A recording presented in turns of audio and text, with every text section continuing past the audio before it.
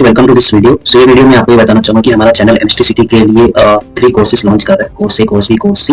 ये सारे कोर्सेज आपको हमारे ऐप में मिलेगा, क्रैक एंट्रेंस एग्जाम, जो आप प्ले स्टोर से डाउनलोड कर सकते हैं। ओके, सो कोर्स ए जो है आपका कंप्लीटली स्टडी मटेरियल से रिलेटेड कोर्स है, जिसमें हम आपको PYQs PDF for all subjects, okay, from 2004 से 2022 तक के, ओके, पीडीएफ विद सॉल्यूशन आपको प्रोवाइड करेंगे। प्लस इसमें 20 फुल लेंथ मॉक टेस्ट की एक बुक की पीडीएफ भी रहेगी, उसमें भी आपको सॉल्यूशन प्रोवाइड करेंगे। इसका कॉस्ट 300 है। ओके, ये जस्ट हमारा इंट्रोडक्टरी ऑफर है, इसलिए हम आपको 300 में पे कर रहे हैं। आपको कोई और चैनल्स के ऐप मिलेंगे, बट उसमें ये सारे पीडीएफ नहीं मिलेंगे भी तो आपको अप टू 2019 तक के मिलेंगे क्वेश्चंस, 2022 तक के नहीं मिलेंगे।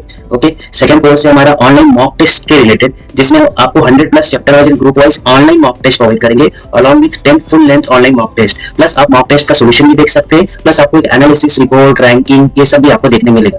इसका कॉस्ट है 350 रुपीज, जो ऐप में डाउनलोड करने के बाद आप एक कोर्स को बाय कर सकते हैं। सिमिलरली कोर्स सी, जो कि जंबो कोर्स है, और ये मैं रिकमेंड करूंगा सबको यही कोर्स बाय करने के लिए, क्योंकि इसमें आपको कोर्स बी और कोर्स ए कंप्लीटली फ्री हम दे रहे हैं, along with live classes, okay, जिसमें हम एमसीक्यू सॉल्व करेंगे, पीवाईक्यू सॉल्व करेंगे, शॉर्ट ट्रिक्स, आपको सिनॉप्सिस हर चैप्टर का डिस्कस किया जाएगा subject wise, PCM and PCB दोनों ग्रुप के लिए।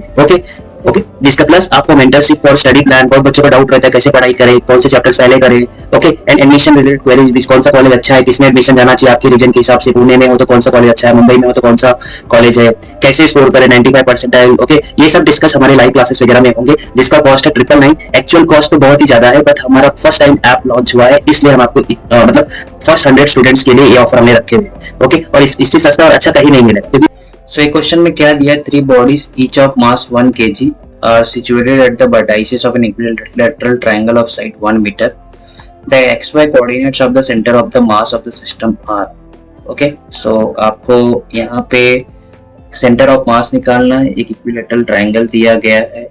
ओके, मान लेते हैं कि इक्विलेटरल ट्रायंगल का जो ये बेस है, ये आपका 0,0 कोऑर्डिनेट पे है, तो ऑब्वियसली लेंथ 1 मीटर है, तो ये कोऑर्डिनेट क्या हो जाएगा आपका 1,0। ये वाला कोऑर्डिनेट क्या हो जाएगा, सो इक्विलेटरल ट्रायंगल है जो आपका ये जो परपेंडिकुलर है, ये इसको बाइसेक्ट करता है, सो इसका जो डिस्टेंस हो गया from G, it will be half, so X coordinate will be half. आपका ये हाइट क्या होता है इक्विलेटरल ट्रायंगल का √3/2। ओके, सो सारे कोऑर्डिनेट्स हमारे पास है। सो आपको सिंपल है, ये 2 प्लेनर बॉडी है। आपको सेंटर ऑफ मास का फॉर्मूला क्या होता है, m1x1 m2x2 m3x3 divide by तीनों पार्टिकल्स का मास का एडिशन। सिमिलरली आप YCM के लिए भी लिखेंगे। सो ऑलरेडी ये प्रॉब्लम सॉल्व किया है, मैं आपको सॉल्यूशन यहाँ बता देता हूँ। सो फॉर्मूले के हिसाब से आप देख सकते हैं, ये तीनों ये फॉर्मूले XCM and YCM, sorry YCM यहाँ पे है। Okay, XCM and YCM formula आपको आई थिंक समझा रहेगा। कोऑर्डिनेट दे सकते हैं यहाँ पे 0,0 क्यों लिया, मैंने आपको ऑलरेडी बताया कि हमने यहाँ पे x या y axis coordinate system assume किया। कोई भी एक कोऑर्डिनेट, कोई भी एक पॉइंट को आपने क्या कर लिया, ओरिजिन मान लिया। सो आपका ये कोऑर्डिनेट 1,0 हो जाएगा। ये कैसे हो जाएगा आपका half, because it is a half distance. ये आपका height of equilateral triangle is √3/2। Okay, so coordinates मिल गए, आपको पुट करना है फॉर्मूलेज में और आपको सेंटर ऑफ मास मिल जाएगा सिंपल प्रॉब्लम में। ओके, आई होप आपको इसका सॉल्यूशन समझा रहेगा। सो यहाँ पे आपका करेक्ट आंसर क्या है, बी। ओके, सो ये क्वेश्चन में क्या दिया, अब 4 kg mass and 1 kg mass are moving with equal energies. Move कर रहे हैं, दोनों के पास क्या होगी, काइनेटिक एनर्जी होगी, और दोनों का काइनेटिक एनर्जी क्या बोल रहा है, सेम है। दोनों का मास कितना दिया, m1 is 4 kg and m2 कितना दिया है, 1 kg। ठीक है, the ratio of magnitudes of their momentum is. So first of all kinetic energy in terms of momentum क्या होता है, kinetic energy is half mv²। आप फॉर्मूला मुझे पता है, मैं फिर भी आपको डिराइव करके बता देता हूँ। mm एडजस्ट किया और आपका ये mv का square, what is mv is your momentum. So basically kinetic energy in terms of momentum क्या होता है, p²/2m।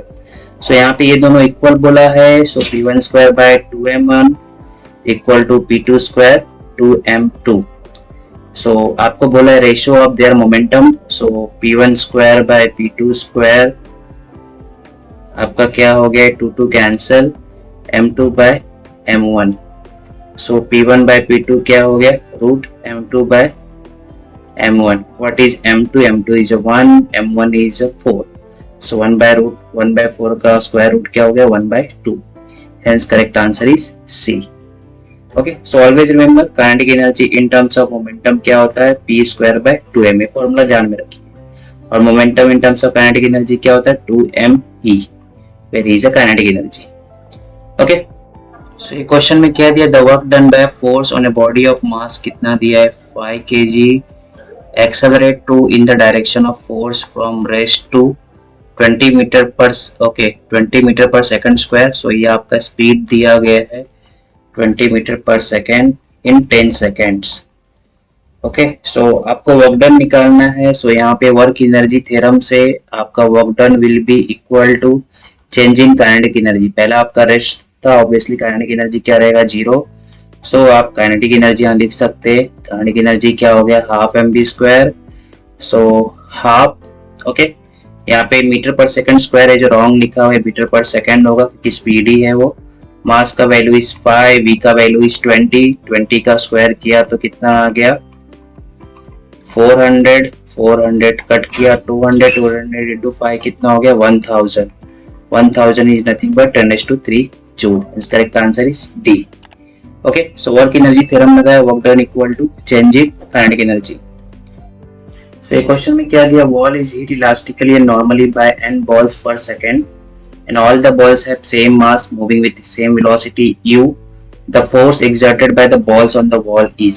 So आपका ये वॉल है, आपका एक बॉल जा रहा है विथ स्पीड u, ओके, और इलास्टिकली बोल रहा है तो आपका जब रिटर्न आएगा तो भी क्या आएगा with velocity u but in opposite direction. So change in momentum क्या हो गया आपका, मूविंग विथ mu जा रहा है माइनस चेंज डायरेक्शन क्या होगा अपोजिट होगा, तो चेंज इन मोमेंटम क्या हो गया आपका 2m. सो ऐसे ही आपके कितने सारे बॉल्स है n बॉल्स है. सो फॉर n बॉल्स कितना चेंज इन मोमेंटम हो जाएगा मल्टीप्लाई विथ n. सो ये जो मोमेंटम क्या लिखा है n बॉल्स पर सेकेंड, सो ये पर सेकेंड भी हो गया. Okay, del T. सो आपका फोर्स क्या होता है, force is nothing but rate of change of momentum. So आपको ये कितना आया for n balls 2mu into n, basically क्या हो गया 2mnu. Okay, hence correct answer is D. Okay, I hope आपको सॉल्यूशन समझा रहेगा. ओके, सो ये क्वेश्चन में क्या दिया, gardener pushes lawn roller through a distance 20 metre. Distance कितना है 20 metre. Okay, if applies a force of 30 kg weight. Okay, 30 kg weight है, इसको न्यूटन में कन्वर्ट करना है 30 into g. Okay, 30 into g. Okay, kg weight means इसमें आपका g का मल्टीप्लाई करना है और आपको g का वैल्यू कितना दिया है 9.8. सो 98 into 3 बेसिकली कितना हो गया आपका 294 न्यूटन. ओके, और आपको पूछा work done. So work done, और आपको बोला है कि ये जो आपका गार्डनर साफ करने का जो ये मशीन है ये कितना एंगल बना रहा है आपका 60 डिग्री. सो वर्क डन का फॉर्मूला क्या होता है fs cos theta. So f is 294, s is कितना दिया 20, cos 60 कितना होता है आपका नथिंग बट ये कितना होता है हाफ. सो ये हाफ इसको कट किया 10. सो 294 into 10 कितना हो गया 2940 जूल. इस correct answer is C. Okay, so ये क्वेश्चन में क्या दिया, ball of mass m moving with speed v elastically with identical stationary ball.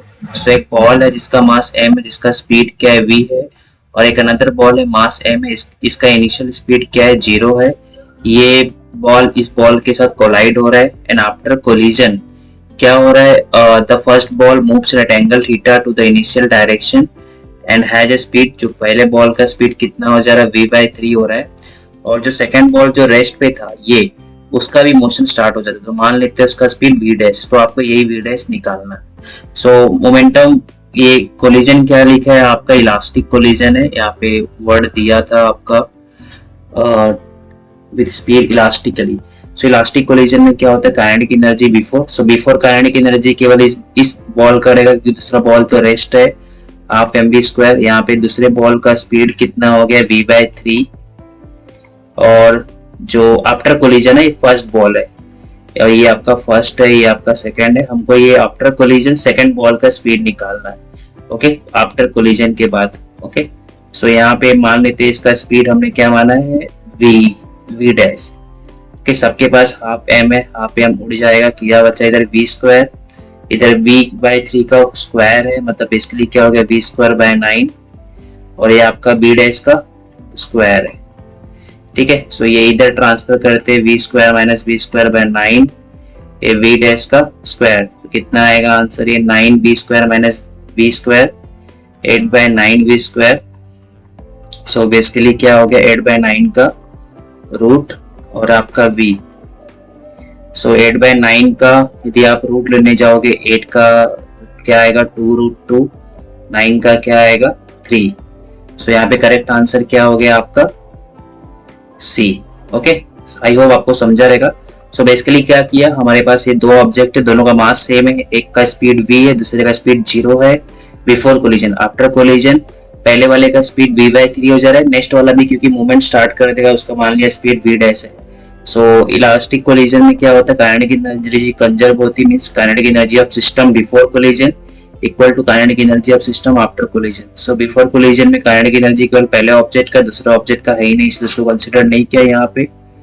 Okay, और आफ्टर कोलिजन दोनों ऑब्जेक्ट का है, तो दोनों ऑब्जेक्ट का काइनेटिक एनर्जी लिखा, ये जो दूसरे ऑब्जेक्ट का काइनेटिक एनर्जी क्या है जूम किया v डैश, सॉल्व किया, और आफ्टर कोलिजन हमने ये दूसरे ऑब्जेक्ट का स्पीड निकाला।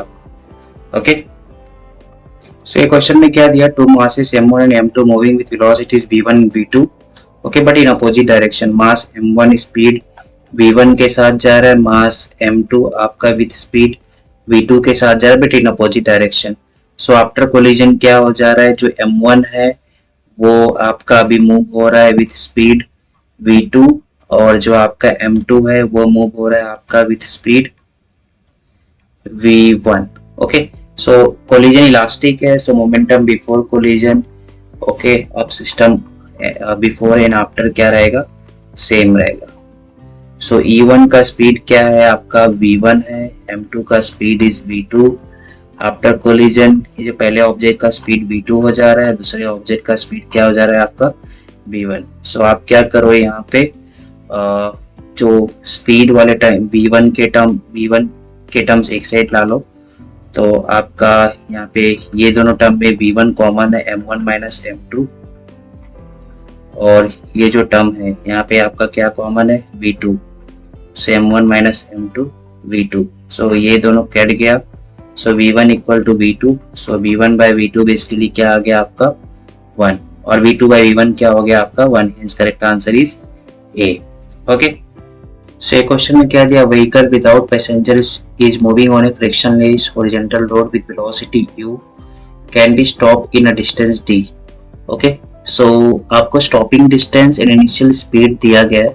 सो v² u² + 2a से आपको फॉर्मूला पता रहेगा, v 0 होता है u², और आपका स्टॉप हो रहा है तो एक्सेलरेशन माइनस आ जाता है s क्या d। So stopping distance to a d is a stopping distance, u आपका इनिशियल स्पीड। ओके, आप कभी भी स्टॉपिंग डिस्टेंस बोले तो ये फॉर्मूला ध्यान रखिए। बोल रहा है कि now the 40% of weight is added. Okay, vehicle पे 40% वेट ऐड कर दिया, और बोल रहा है retardation remain same. Retardation remain same मतलब जो आपका रिटार्डिंग फोर्स है वो सेम, तो stopping distance with the same speed कितना हो जाएगा। सो यहाँ पे आप देख सकते हैं एडी फोर्स क्या होता है, मास इनटू एक्सेलरेशन। पहले मास m था, अभी बोल रहा है 40% ऑफ वेट इज एडेड।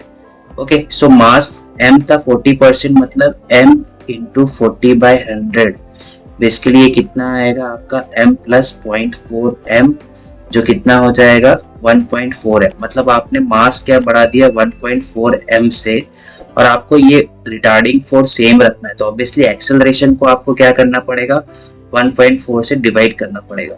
मतलब जो रिटार्डिंग एक्सेलरेशन है, रिटार्डेशन रिमेन सेम नहीं होना चाहिए, यहाँ पे वर्डिंग रिटार्डिंग फोर्स सेम रहेगा, तो आपका एक्सेलरेशन को क्या करना पड़ेगा, मतलब इफ हमको f सेम रखना है, आपने मास तो बढ़ा दिया तो ऑब्वियसली फोर्स भी बढ़ाना पड़ेगा, बट हमको फोर्स सेम ही रखना है। सो आपको एक्सेलरेशन को क्या करना पड़ेगा, डिवाइड बाय 1.4 करना है। तो आपका यहाँ पे जब एक्सेलरेशन a था तो डिस्टेंस d था। ओके, स्पीड u² ही बोल रहा है कि आफ्टर वेट एड होने के बाद सेम रहना चाहिए u²। So u² is a constant. Okay, आपका रिटार्डेशन a था तो डिस्टेंस d था, अभी बोल रहा है रिटार्डेशन अभी कितना हो गया a/1.4 है, तो आपका d कितना होना चाहिए, ये क्वेश्चन है। सो ये स्पीड दोनों टाइम सेम रखना है, सो ये कांस्टेंट है और ये दोनों का प्रोडक्ट है, सो जब भी प्रोडक्ट रहता है तो आपको पता है वो इन्वर्सली हो जाता है. So a by okay a by a 1.4 d equal to, ये इक्वेशन यूज करो. सो पहला d है, हमको ये निकालना है, तो ये कैंसिल हुआ, 1.4 ऊपर जाएगा. सो d dash, just a second, I think ये इन्वर्सली है तो ये उल्टा आएगा. यहाँ पे d डैश आएगा, यहाँ पे d आएगा इन्वर्सली. ओके, सो आपको d डैश निकालना है, a कैंसिल, ये 1.4 ऊपर जाएगा. सो आपका d dash equal to basically क्या हो गया, 1.4d. Correct answer is C. So basically ये ध्यान में रखो, स्टॉपिंग डिस्टेंस निकालने के लिए फॉर्मूला होता है. हमारे पास force equal to mass into acceleration था. मास को इंक्रीज किया बाय 40%, मतलब मास अभी 1.4 m हो गया. बट हमको रिटार्डिंग फोर्स सेम रखना है, तो ऑब्वियसली एक्सेलरेशन को भी हमको 1.4 से डिवाइड करना पड़ेगा. मींस न्यू एक्सेलरेशन क्या है आपका, a by 1.4. So acceleration a था तो डिस्टेंस d था, अभी एक्सेलरेशन ये है तो अभी डिस्टेंस क्या होगा. सो इनवर्स रिलेशन है. So a by a divided by a by 1.4 equal to आपका ये d डैश पूछा है, इनवर्सली है. Okay, so d dash by d, a यहाँ है तो इसका d यहाँ पे, इसका एक्सेलरेशन यहाँ है तो इसका d डैश यहाँ पे. सॉल्व किया, करेक्ट आंसर क्या है, 1.4d. ओके,